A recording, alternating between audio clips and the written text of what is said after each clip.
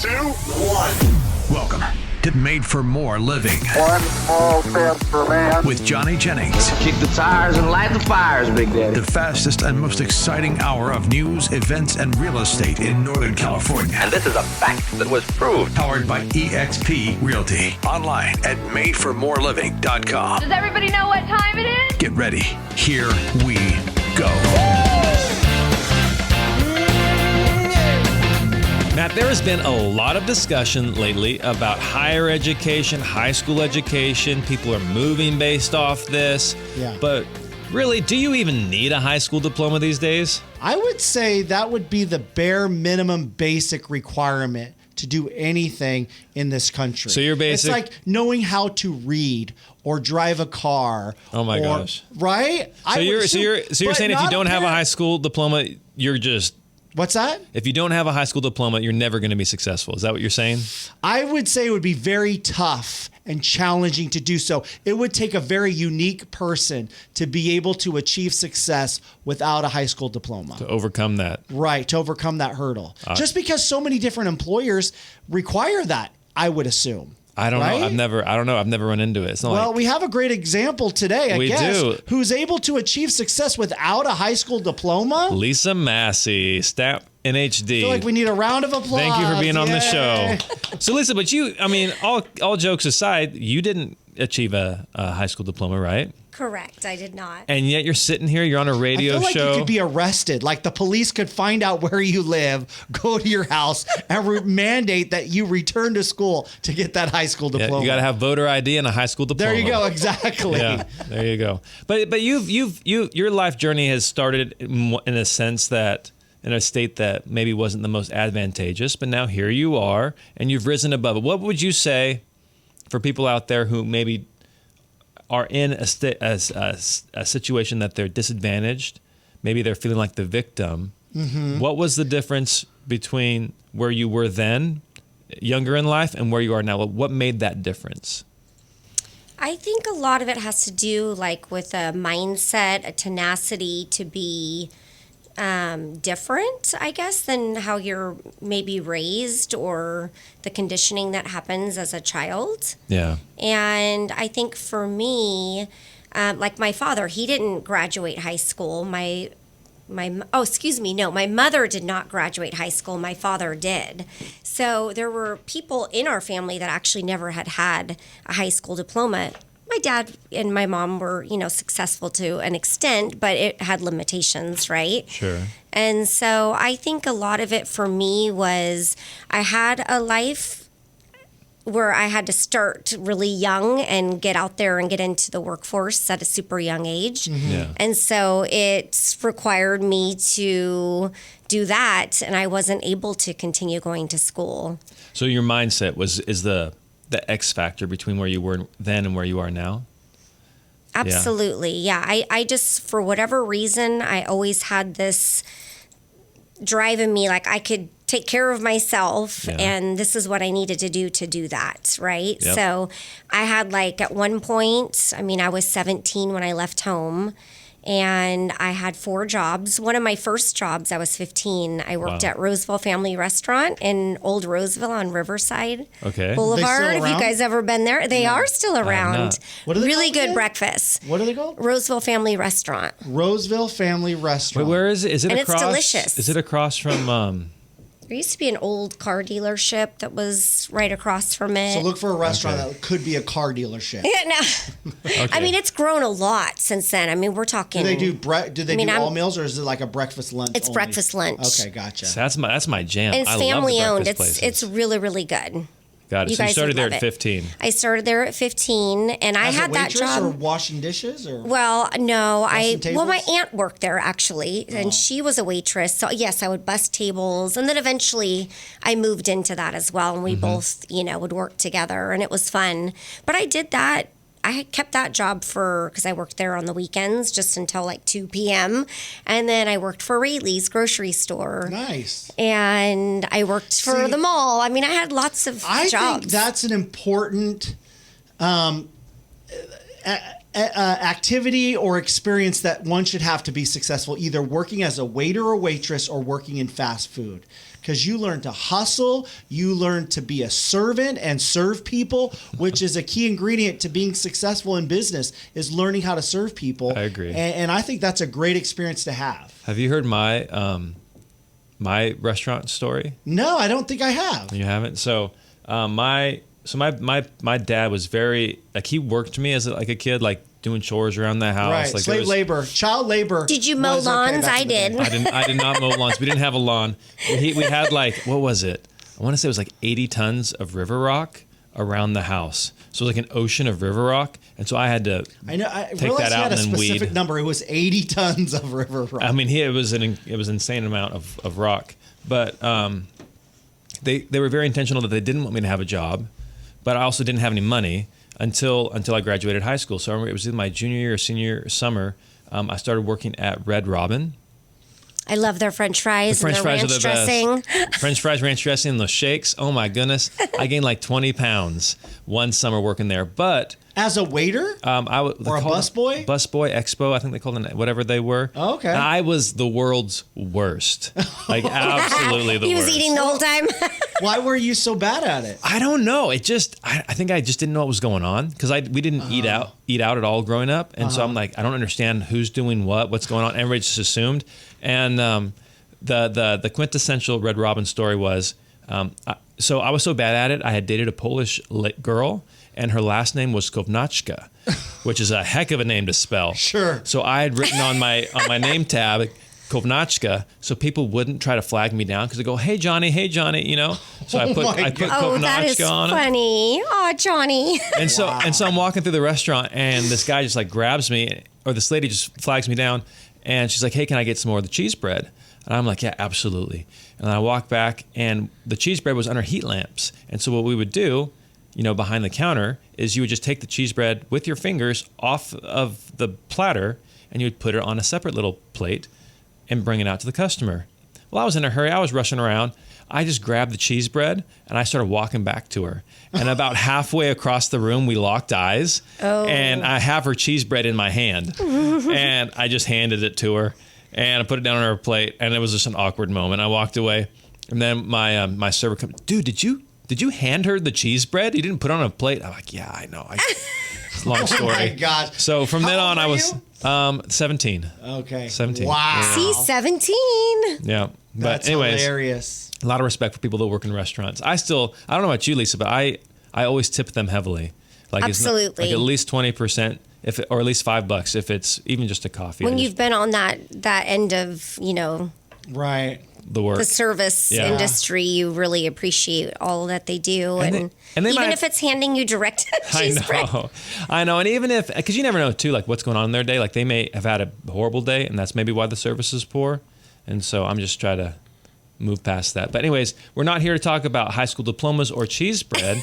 We are here to talk about Snap NHD. Snap NHD. NHD. In a snap. In a snap. You can get it in a snap. So NHD, what does that stand for? So, natural hazard disclosures. So, I provide natural hazard disclosures throughout the real estate industry, throughout the state of California, because that is where it is required at this time. So it's a required disclosure by the state and Civil Code 1103. Civil Code 1103. And what most people don't realize is that the flood maps and the fire zones, everything changes a lot. We've had like Mike, Matt's co-host, has had issues with that. A lot of local people have had issues with that.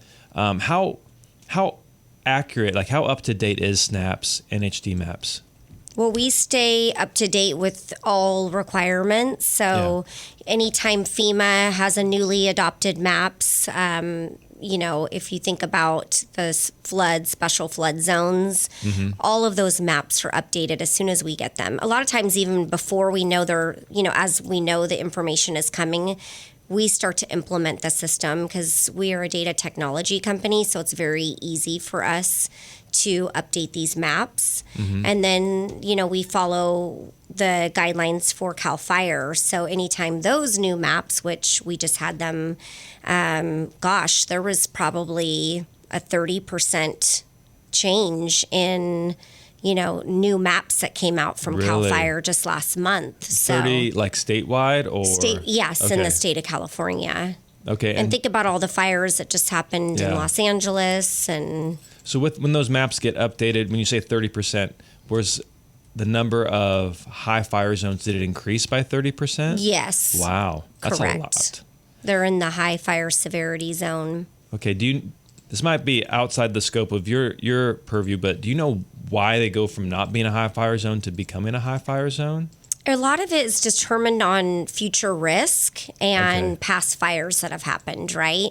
So they can start to determine, okay, based on natural disasters that have happened in these specific areas, whether it's weather, climate, there's determining factors that they come up with that puts that home at risk for future loss. So somebody may have bought a house not in a high fire zone, and now they're selling a house in a fire zone. Correct. And it could be within a very short amount of time, as you can see, Yeah. with Cal Fire coming out with more maps in March, which we did a whole release. We had it in like the second week, the third week, and then the last week was, the last adopted maps, right? Mm-hmm. So it just, as they become available to us, we're right on top of it, and we let our client base know right away. So for the home seller and for the home buyer listening, the reason why this is important is it can impact your insurance, right? Absolutely. If you're in a high flood, high fire, yeah. Well, if you think about it for the buyer, if they're going into a home not thinking that they're going to need flood or fire insurance, then they get in to go to close escrow. They realize, the natural hazard disclosure, they didn't order that maybe at the time of listing. Mm-hmm. Now they're realizing they're in a high fire severity zone or special flood, and now they're going to need that insurance. And I mean, we're seeing astronomical, prices increased, for the year on that policy. So think about, it could be $500 a month. We've seen it to where it's in the thousands. So Yeah, I would say 500 is not that bad. It's not, I mean, it's not great. Nobody wants to pay no, for 500 that's bucks. still a lot, but That's not as we've bad as seen it it gets. real high. Yeah. And so when you think about getting down to closing escrow, you're thinking, well, that buyer now has to qualify for that as well. Right. Yep. And that's where the deal can potentially fall out. So it's And then very this- important to get that NHD at the time of listing. Absolutely. And that's something that we do with the Made for More team is as soon as we get a signed listing agreement, we reach out to Lisa and her team at Snap NHD and make sure that we have that document. And then we upload it to the MLS so that way agents can see it.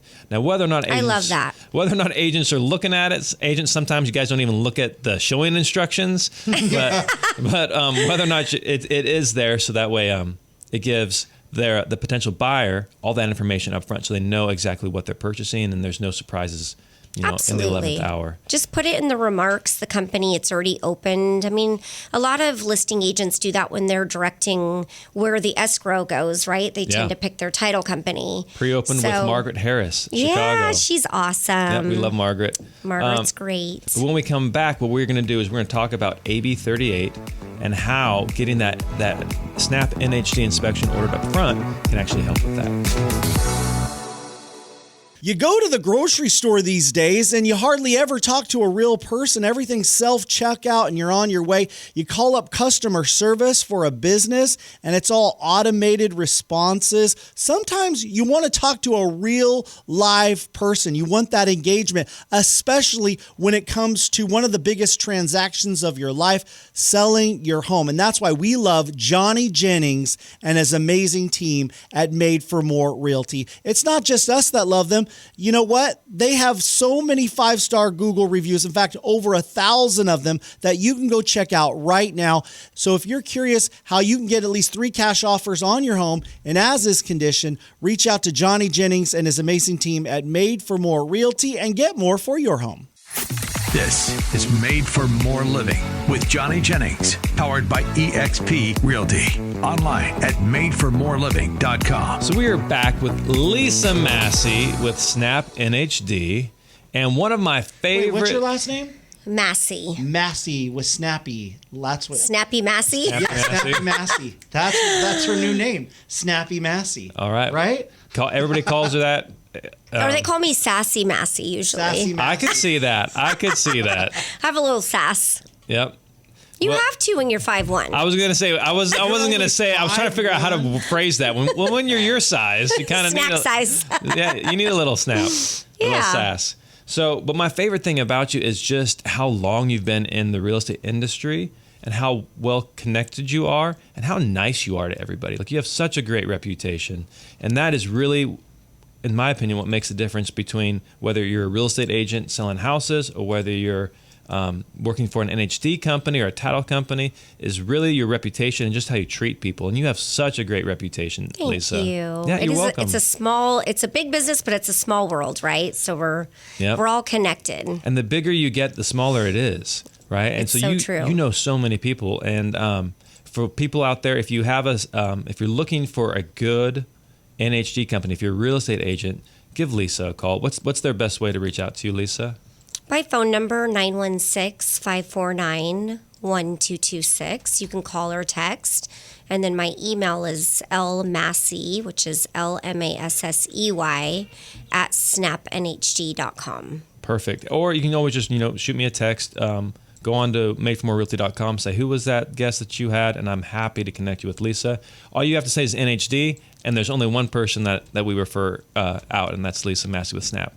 But getting back to the subject at hand, AB 38, it's very interesting that now in the in the county of El Dorado, like that, if you're in a high fire risk zone, you're needing to get that handled. Do you mind just sharing a little bit about what AB 38 is and what that looks like? Absolutely. So the AB 38 passed in July. It was July 1st of 2021. And basically what it is requiring is if the home was built prior to January 1st, 2010, and it's in a high or very high fire severity zone, that basically what you need to do is have defensible space completed. You need to have these inspections done on the home. And so what has now been added, along with, this has already been the case, is Paradise and Truckee were the two areas where it was not required to complete that inspection through Cal Fire prior to close of escrow.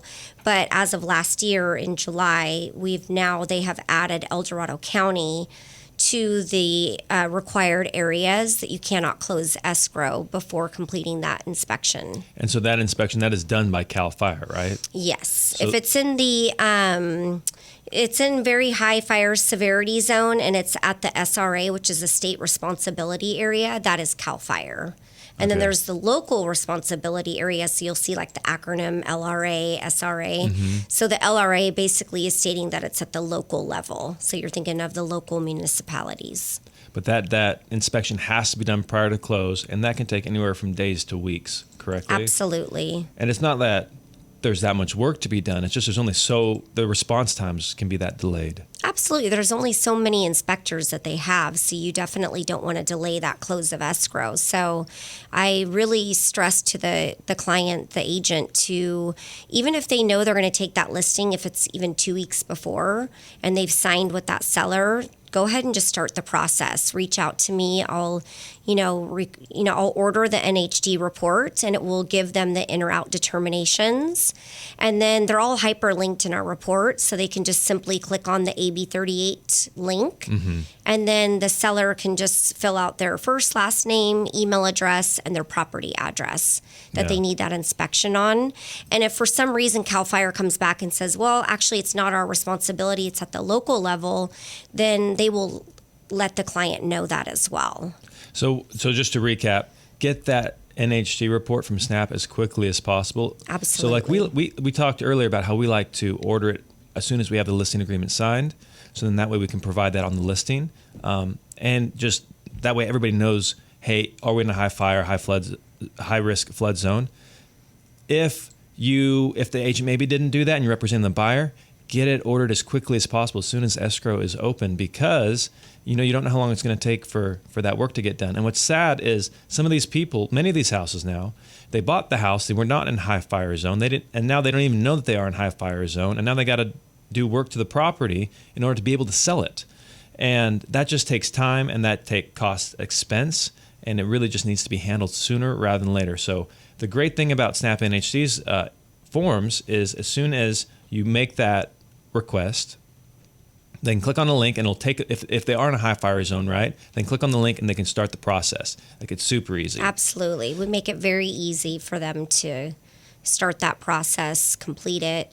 In all of the other areas in California, you can pass that responsibility off to the buyer. So the buyer would have 1 year post-close of escrow to complete the inspection. But now we have those 3 areas. And it'll be interesting to see, what happens, with all the latest fires. And, there's probably a lot more changes coming our way.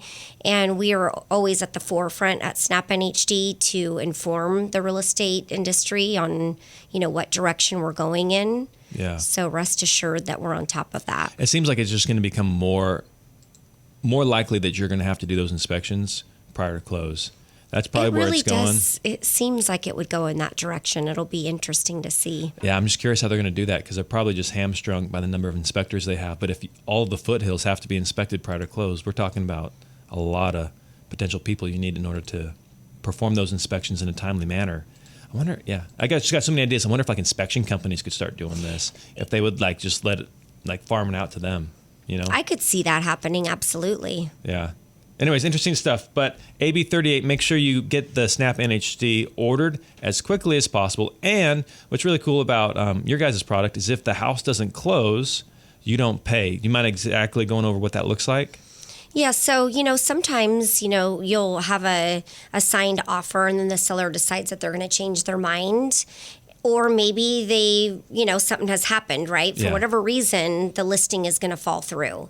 And so there's no cancellation on our end. You guys are obviously out a lot more than we are on, our report. Yeah. Our report is $99.95. So it's, it's the cost of doing business, right? Sure. But we want to make sure that you guys are always informed and you have what you need right up front. So that's our position on that. So there's no cancellation fee at all whatsoever. Got it. So just order the report. There's no risk. There's only benefits. And you're right. Sometimes things do happen. I recently listed a house for a guy. He was moving in with his longtime girlfriend. They had 2 separate households, 2 separate families. He had kids. She had kids. And they've been together for I want to say 7 years, a long time. And he's like, Johnny, we're consolidating. We're going to do this. And so Brady Bunch, exactly. And so we paid for the photos, a 3D tour. We paid to stage the house. We did all this work. And he calls me up just after we listed the house and goes, hey, Johnny, your staging furniture's in the garage. I'm like, what are you talking about? He's like, I'm moving back in. You're going to have to pull the listing. I'm like, what? What are you talking? I thought we were selling the house because you're moving in with your girlfriend. And he's like, nope. Change of plans. Change of plans. We broke up. So your staging furniture's in the... And you're like, so we break up? Yeah, so now we're breaking up too. And but same thing that you provide is there. We want to earn clients' business, not lock them into a contract. Absolutely. So we ripped up the contract, parted his friends. He didn't owe a dime. And now I'm just going to tell that story for the rest of my life. And you never know when that client will come back and, he'll have a new girlfriend maybe. There you go. Maybe she's moving in with him and we can sell her house. You never know. There you go. But it's a good way to do business for sure. Because life can throw you a lot of things. So. And you never know. So we don't want to lock people into contracts. We want to earn their business. Speaking of earning business, you do something special for realtors to get them to know you and just help them with their businesses. You mind going over what that looks like? Absolutely. So one of the things that I offer is, training through zip forms, through, how to navigate through the CAR forms that you guys work through, hopefully on a daily basis. The more you're, doing, listing homes and putting offers in. And so at Snap NHD, we are fully partnered with CAR. So we're that number 2 drop down on that RPA. And so what I like to do is take it a step further because there is a lot of competition, right? Just as agents. So how do you differentiate yourself in the market? And so I thought, well, learn how agents, upload their listings and their buyer contracts. And so basically I do a start to finish, how to get through a full contract, how to upload them, especially if you're putting offers in, tips and tricks that save you a lot of time. Yeah, you recently did that for one of our team meetings. I did, yes. And it's just so helpful. Agents' minds are like, what? I didn't realize you could do that. Especially when it's 8 o'clock at night and they're trying to write an offer last minute, I get calls all the time. Oh my God. Are you serious? Weekends too, yep. I'm like, okay, well, FaceTime. Sometimes we've got to do that to figure out, okay, what does their screen look like? Oh my gosh. Yeah, but I love it. It's funny because I have to remind people I don't work for CAR. Oh, I'm not a straight zip form trainer. I have to bring in natural hazard disclosures. So you're walking them through. Okay, check that box. Okay, see Snap. Add select Snap that NHD one right to there. the drop down. Yep. Absolutely. There you go. Make sure it's in your template. I mean, I do have a purpose there. Exactly. So if an agent is wanting to up their game or just they're tired of having to enter in their brokerage information, their license number. Absolutely. They can reach out to you. Just reach out to Lisa at Snap NHD. Create their templates for them. We have templates for everything. We have templates for conventional offers, FHA, VA, USDA, listing agreements with trusts. Like there's all these, and then you just set it, and then you're good until the forms update, and then you got to go back in. Well, and I just heard that that's happening again. So, have you heard that? No, I don't pay attention to that. I'm like, well, it's keeping me relevant, I guess. So there that's you a good go. thing. There you go. It's job security. But I heard, in the next few weeks, there's more updates coming. So I'll bring those out to you as they Thank you. as they come out. It's never ending. It's an ongoing thing. I think the lawyers are paid per page, and so they just keep coming out with new stuff. But you know what? It keeps us on our toes, and it's never designed dull. to help people. Yeah. So all right. Absolutely. And then one last thing before we let you go, Snap has a exciting announcement. They have partnered with ICE, not the ICE that's on the news, right? Not that ICE, but a different ICE.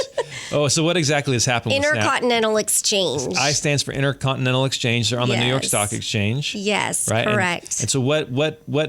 Tell us more about this partnership. So Will Caldwell, the owner of Snap NHD and Snap Flood, because we also provide flood certs to some of the top lenders in the nation. So think of like United Wholesale Lending, Guaranteed Rate, to name a couple, right? JJ Mack. Yes, JJ Mack. We love him.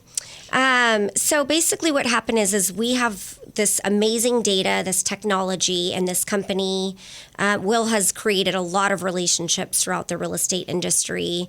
And this company, they decided to come together because, Intercontinental Exchange basically is streamlining the mortgage process. And so it's a data technology company. So it's big. I always tell people, think of like CoreLogic, right? Yep. It's like, think of that and even on a bigger scope. Mm-hmm. And so it's exciting to be a part of a company like that and to see where this all leads us. And they picked Snap out of all the NHD choices available because we are leading in the technology spaticle of the natural hazard and also in the flood cert area. So if you think about it, the lenders, they're required to provide the flood cert, which they get, we get the data from FEMA, right? Yeah. And it helps, for the lender to determine flood insurance. So Snap was just the top tier one. They're like, out of all the NHD companies, I want to go with Snap because of their cutting edge technology. Absolutely. And your guys' reports are so easy to read. Like other reports, there seems like there's a whole bunch of disclosures and stuff in there that aren't necessarily relevant to the situation at hand. It's like they're just trying to throw more paperwork to say they provide more, but they're providing more fluff and less substance. And honestly, it can confuse the client. But your guys' reports are really easy to read. Is that intentional? Like, is that? It's very intentional. Yeah. Yes. So we want to make sure, we think about who's actually reading this report.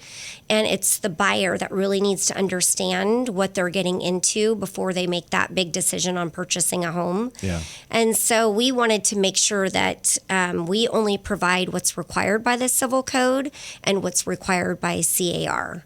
So we've made sure that we keep, very strict in or out determinations on that specific APN itself. Which makes perfect sense. I mean, I get the lawyers trying to over-disclose. Absolutely. But at some point, it all just becomes white noise, and they tune out, the client tunes out. I mean, there's over 100 pages of paperwork just in, like, car forms. Absolutely. And that's not counting lender docs, NHDs, like HOA docs. There's so much out there. Title, prelim, like, it's overwhelming for the consumer. So it just can to be make very it overwhelming. Just to make it safer and easier for them, your guys' reports are the easiest to read.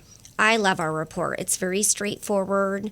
We have two set of pricing. We have the $74.95, which is That's the natural hazard disclosure report, the tax Melrose. And then if you want the full report, which we always recommend, that includes the environmental. And I always say standard of care in real estate, disclose, right? Mm-hmm. That report actually is not required, but I tell everyone the easiest way to think of environmental is anything that is man-made, right? Mm-hmm. That we've created as right? Like a dam? Yes. So you got leaky underground storage tanks, gas and oil wells, things that can cause, cancer, radon, think of all of those things that can occur and affect that actual APN. So you definitely want to make sure that you're letting your buyer know of those potential concerns. So we do provide that for the full price of the $99.95 report. I mean, it's worth $25. Like, just do it. Yeah. And I love the fact that you guys provide like tax and Melrose questions. Like, I am so often I'm asked, hey, what's the Melrose? What's the Melrose? Because that again can change what the buyer is qualified for. Exactly. And so now by getting the Snap NHD, we upload it to Metro List, to our local MLS, and then prospective buyers, agents can see that. They can see what the Melrose is. There's no second guessing, like it's there in black and white. So many reasons to work with Snap NHD, specifically Lisa Massey. So that's it. Any last comments? Anything you want to share before we end this the show? Oh goodness, let's see. I don't mean to put you on the spot. There doesn't have to be anything. One more time, what's the best way for people to reach out to you? 916-549-1226. You can call or text. And I look forward to working with everyone this year. And I feel like the market's heating up. It is. I feel like there's positive energy out there. Finally. And my last thing is just remember to order that NHD. You don't want any surprises. So I'm always just really pushing that. And that all of our maps are updated and ready to go. Love it. And the Snap NHD, there's no other choice. Just pick Snap NHD. Thanks, Lisa. The one and only. The one and only. Thank you. Do you do this before I go to a movie, especially with my family, because it's expensive going to the theaters these days?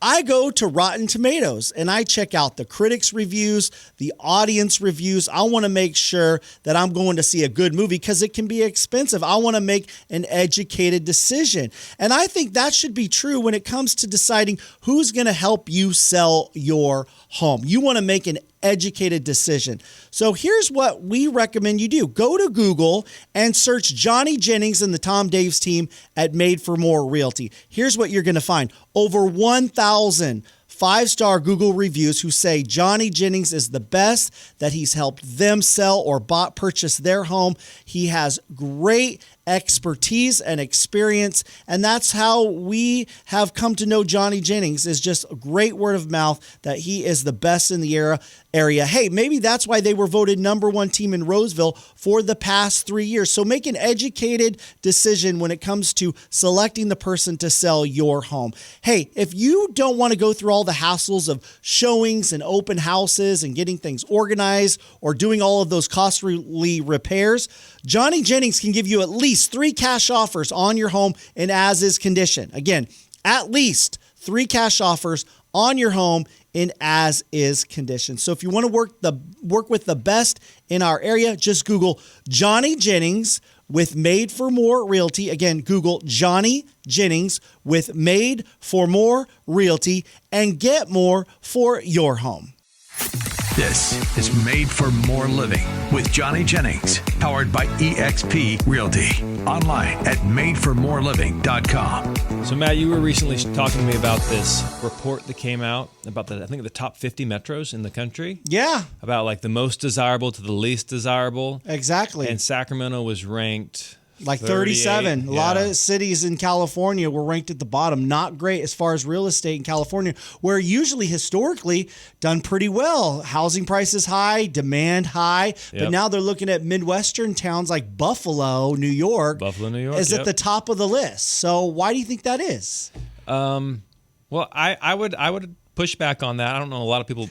So you don't agree with the research. You're skeptical. Well, as the great American philosopher Mark Twain said, there's lies, bold-faced lies, and then there's statistics. Right. Okay. So, if you're going based off the statistics, I don't necessarily agree with that, but I could see why Sacramento would rank 37th, 38th on that list. Okay. And But I will say, I think it was the highest ranking metro in all of California. So Sacramento? I think it was. And the reason why is because there's still there's great schools, great standard of living here, and it's still relatively affordable. Like if you're trying to get a house, the same house you get in the Sacramento region down in San Diego, it's going to be way more expensive. Right.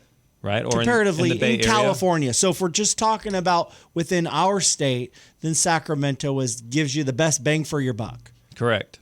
And it still has good schools, hospitals, decent airport. Like in Kalinga, you can get way more for your, where I'm from. Right. Or in Fresno, you can get way more for the bang for your buck. But it's not exactly as desirable of a place. Would you say there's up and coming areas, though, in California that can compete with Sacramento as far as what you can get for your dollar, that have all those amenities, that have good, infrastructure, schools, have a good economy, maybe technology, but are somewhat affordable? I don't know. I mean, the because Sacramento seems like it seems like to me it's past its peak. Really? I would say because it's just gotten so big now. I think you've had so much influx of Bay Area people because the Bay Area was so darn unaffordable. It still is. And so you've got all those people that want to get more for their dollar. So now they've inflated Sacramento. I think it's just now actually catching traction. What is catching traction? The Sacramento market. I think it's. You think so? I think it's just going to go up from here. Absolutely. I think what happened was it was kind of like a small cow town, like Roseville. There were no houses out there. Folsom, very small. Did you hear the latest though? We don't even have a zoo in this town. The Sacramento Zoo was supposed to planning to move to Elk Grove. They nixed that. They said, "Oh, there's not enough land. It's going to cost too much." So now we've got like a really, really mediocre zoo. So what's that say about our town? We have a sports team that's not competitive. It's a disastrous sports team. So I don't know. I'm just curious. I think it's on the up and up. Really? Okay. Absolutely. The amount of building, the amount of infrastructure, the amount of people that are choosing to live here versus in the Bay Area.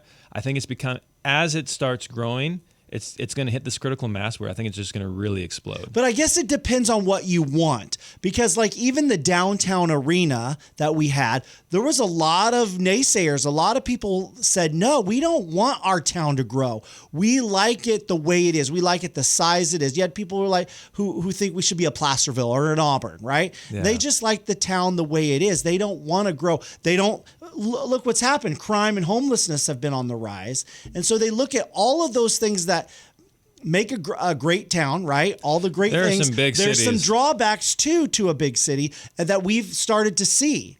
And so I'm just curious if there's other up and coming places, because like for instance, Roseville wasn't always what it has been. Yeah. I remember in 1997, a friend of mine said, "Hey, we're going to invest in Roseville. We hear that's going to be the number one growing city in California." And this was in 1997. And they moved, and I don't remember what the population was, but it just skyrocketed, obviously, to this is before the Galleria. This is before Sun City out there. This was decades ago. And so I'm just curious from your perspective, like, do you think maybe there's another area? I mean, I guess you would call the Yuba City, Marysville area part of the greater Sacramento area. Would you say that is? Yep. Because we've seen a lot of growth there. Yep. But is there another area in Sacramento, maybe closer to the Oregon border, or I don't know. There's a lot of people who don't like Sacramento anymore, but would like to stay in California. Is there other areas that are more desirable? Bakersfield? I don't know. So the problem that people run into, and I'm speaking from firsthand knowledge, is if you want the small town, if you don't want the big town environment, but you also want some of the big town amenities, you want to have to drive an hour and a half to go to the doctor. Right. And so that's kind of where I grew up, and that's the environment I grew up in. And some people just don't want that. As far as upcoming counties, I do think Bakersfield has some potential there. It's been traditionally an oil town. Yeah. I think Bakersfield's big because it's really close. You're just over the Grapevine, and then all of a sudden you're in Southern California, right? So and you're not far from the coast either. So Bakersfield, I see a lot of people moving to Redding. like from personal experience, a lot of people That's are leaving true. here It's pretty hot up there, but still. and moving to Redding. Yeah, so Redding is probably an More up-and-comer. conservative area too, right? Yep, traditionally. Yep. Yeah. And so those are two places. I used to hear people moving to Fresno, but not so much now. No. Modesto, people are leaving Modesto. Really? Yeah, Yeah. unless it's like the outskirts, like Ripon. Yeah. Because you can live in Ripon, and if you're like in law enforcement, you're still close enough to be able to work in the Bay, and so you can live in Ripon and work in the Bay, and so it's more affordable for you. So there's communities like that, but as far as like a true front runner, I really think Sacramento is the next up and coming metro in California. Huh. I firmly Interesting. believe that, and in fact, it's not just me. Like, Because that's not what this report's saying. well, you know, I mean, you're right. It is top of the list when it comes to California towns, cities. You know, at one point, San Jose was that city, right? San Jose was just, oh my goodness, just crazy. yeah. And so Sacramento, I just feel like because I've been in the area for so long, I've seen where it started and where it's come from. Mm-hmm. And so for you to say there's still more growth and it's just Well, look getting at all the started, houses that are that being- to me is a little bit scary. Look at all the houses that are being built. Yeah. There's still tens of thousands of homes Can our being built. infrastructure handle more growth though? Absolutely. You think so? Yeah. Look at 65 though. Are you kidding me? That thing is a bottleneck no matter what day or what time of the 65 's day. rough. It's a disaster. I wish they would have. I think it was If you're back going to in have the- more growth in the Roseville, Placer County area, what are you going to do? How is that 65 going to support all of that? I think there's plans where they can widen it. They better get on it right now. You got to build the roads before you build the houses. I wish back in, I think it was late 70s, there was a plan to take the 65 all the way to the 50, and they didn't go through with it. And that really bottlenecked the growth, I think, of the area. Because can you imagine living in Lincoln and working in Folsom? Yeah, I think the infrastructure in Sacramento, at least the freeway system, is going to be a challenge. Yep, that's a challenge. But there's talk that Lincoln could be bigger than Roseville someday. But they're almost merged together. Roseville, Rockland. I mean, I don't know if I'm in Roseville, Lincoln, or Rockland. It all just merges together. And then you have, is it West Roseville? West Roseville doesn't even seem like Roseville. It seems like a whole.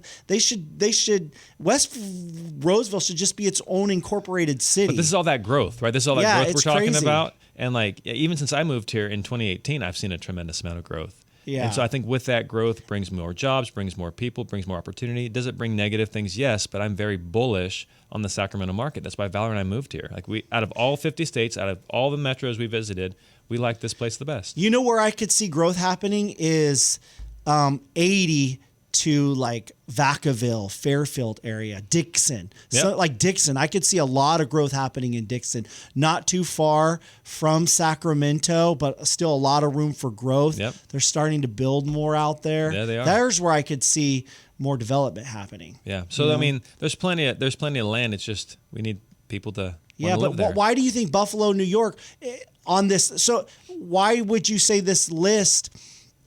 It sounds Why like this is list was ranked off of affordability. It Yeah. sounds like it was ranked off of. So affordability mixed with job opportunities or like Yes. the average income. Right. It's probably what it was done based on. And so you can get an affordable house and have a decent paying job in Buffalo, New York. But not in Sacramento or California cities. Apparently, according to their metrics, 38, I think is what it was. But compare that with a report done by Redfin. I saw this on Ryan Lundquist, the Sacramento appraisal. Like this dude's like I love his stuff. If you I do too. I've read some of his stuff. He's follow really good. Sacramento Appraiser, Sac Appraiser on Instagram. He has a Sacramento Appraisal blog. It's so good. But Redfin recently came out with the top 10 areas people are moving to. And guess what city topped the list? In California or throughout the nation? Nationally. Throughout the nation, top of the Redfin list is where? We'll tell you after we come back after the break. You go to the grocery store these days and you hardly ever talk to a real person. Everything's self-checkout and you're on your way. You call up customer service for a business and it's all automated responses. Sometimes you want to talk to a real live person. You want that engagement, especially when it comes to one of the biggest transactions of your life, selling your home. And that's why we love Johnny Jennings and his amazing team at Made for More Realty. It's not just us that love them. You know what? They have so many 5-star Google reviews. In fact, over 1,000 of them that you can go check out right now. So if you're curious how you can get at least 3 cash offers on your home in as-is condition, reach out to Johnny Jennings and his amazing team at Made for More Realty and get more for your home. This is Made for More Living with Johnny Jennings, powered by eXp Realty. Online at madeformoreliving.com. So we are back with the top 10 areas that Redfin is claiming people are moving to in the nation. And at number 2 was Phoenix, Arizona. Phoenix, Arizona. It's hot there. I know, I don't get it. Oh my goodness. We went on a road trip. We got out. It was like you're in an oven. But they've got a lot of stuff going on in that area. I don't know if it's true, but I've heard there's actually, in the summertime, you can buy blocks of ice and have it delivered to your house, like big blocks of ice, and have it pushed into your pool. Yeah, I've heard of that too. Well, I think it has to do maybe with some of the politics. I think there are folks that are leaving liberal states like California and moving to conservative. I think Phoenix is somewhat conservative. Arizona. I know you've got a lot of people retiring from California that love moving to Arizona. Yeah. Because the winters there are fantastic. Yep. It's very interesting too, though. Like it's so funny. The people who are leaving California are also liberals. Like they're moving to Idaho. They're moving. Affordability. It's affordability. But what's funny is that it's the policies oftentimes that they supported that jack the costs up. But now they're moving and they're like, hey, it's more affordable here. Well, I don't like this and this and this. And then they change the dynamics. When you agree that money talks a little bit louder than your politics. But what ends up happening is like the politics starts shifting in that area, and it starts going back to the politics and the costs from the area you left. Yeah. So you're right. It is very interesting. So Phoenix is number 2. Phoenix is number 2, and number 1 was my favorite, Sacramento, California. I don't believe it. So they're not saying this is where people are moving to. But this is based off of search queries, so searches. So number 1 most searched people for people looking to do research and move to Sacramento, California. Take that, Buffalo, New York. Right. Who are these people that are researching this? Are these Californians? Are these Bay Area people? Where are all? You're saying it's based on searches. Yeah. Correct? Yeah. So more people out of anywhere in the country are searching Sacramento, California. Correct. To move to. So home searches, right? Net inflow in metros. This isn't like little towns, right? This is metros. So number 1 was Sacramento. So this data does not reflect actual moves. It's based on a sample of about 2 million Redfin users who searched for houses. And they were searching for Sacramento. So explain that to me. Explain how Sacramento is number 1. I think it's just if you want to live in California, it's an affordable place. Dude, like the schools here are so good. So you think because California is the most populous state in the union, we just have a lot of people.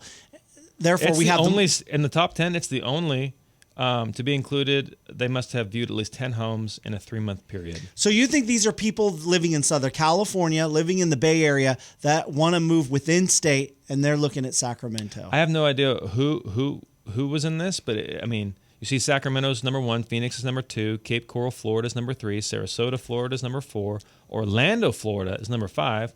So 3, 4, and 5 is all Florida. Vegas is 6. South Carolina, Myrtle Beach. These are all places I hear people moving to. I'm wondering if these are people who live in Sacramento who are just searching Redfin for other places to move.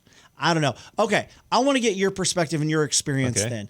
As working, day in and day out with clients and people, searching for homes, where are you seeing people coming from? Like coming into the state? Yeah. So coming in from the state. So 85% of the homes that sell in the Sacramento region are just people moving from Rockland to Roseville. Right. Okay. So 85% are within the state. Or within town, within the community. Yeah. And then you have the out-of-state people. Maybe it's less than that. Maybe it's more like 70, 75. But the vast majority of people locally. And then you have about 12 to 15% moving from the Bay. Right. Okay. And then the rest make up, and then we have a large number of people moving from Southern California. I don't have specific numbers on that. And then very, very few people are coming from like out of state. So 12 to 15% from the Bay Area. Yeah. And then an additional 5 to 10% coming from maybe Southern California or another state for job reasons. Yeah. I see a lot of people coming up from like Orange County. like a lot. I'm not saying like everybody's coming from Orange County, but a lot from that part of California, and they're coming up here partly because of the politics, partly because of affordability. Yeah. You know? I have a friend, Carrie Pomeroli. She's a comedian, and she lived in Hollywood, LA for a long time, and she said she was done. She moved up to Fair Oaks. She said she loves it here. Yeah. I met her at one of the shows you guys did. Yeah. And she just didn't like, I mean, a lot of it was just, it's crazy down in Southern California. So you're right. Sacramento is a great option. I enjoy Sacramento. It's a great option. You don't have, I mean, we have traffic, but nowhere near the same kind of traffic that the Bay Area or Los Angeles has. But anyways, going back to those numbers. So you're saying, I don't know, maybe 20% are coming from the Bay Area, Southern California, or out of state. So, reasonably, we would see a 20% increase, right? Not necessarily a 20% increase. A lot of people are leaving the state too. Right. Yeah. But 20% of the homes that are being purchased in the greater Sacramento area are coming from outside of Sacramento. So there's where we would see the population increase, right? Because folks that are just moving from one suburb to another suburb, we're not going to see growth there. But if we are seeing 20% of the homes purchased in Sacramento are coming from outside of the area, then there's where the growth would be coming from, correct? Correct. From those out of area, you know. So that'd be some interesting numbers to look at, to dive into maybe on the next show is, you know, how can we forecast what the growth of Sacramento is going to be based on those numbers of people coming in from outside areas? Yeah, I mean, it's one of the few places in the state that is actually growing. You know, a lot of these areas are shrinking in population. And so that just speaks to me to the affordability and the desirability. Now, if you're a first-time home buyer and you're like, so we recently listed a house. Yeah. We had 5 offers the first weekend on this home. 4 of the offers were from first-time home buyers, and it was their parents buying the house for them. Oh, wow. So I get it. Affordability is definitely a thing. If you're just starting out and you're like, how the heck am I going to come up with so much money to buy my first house? But as far as the larger real estate, you know, scene goes, it's much more affordable to buy a house here than, say, in San Diego. So if you're looking to buy a house or curious what your house is currently worth, you can always reach out to us on madeformorerealty.com. We're the most highly rated Google review team in the area. And if you want to learn why, we're happy to explain that to you. We're a no pressure company. Thanks for everything today, Matt. No, it's a good show.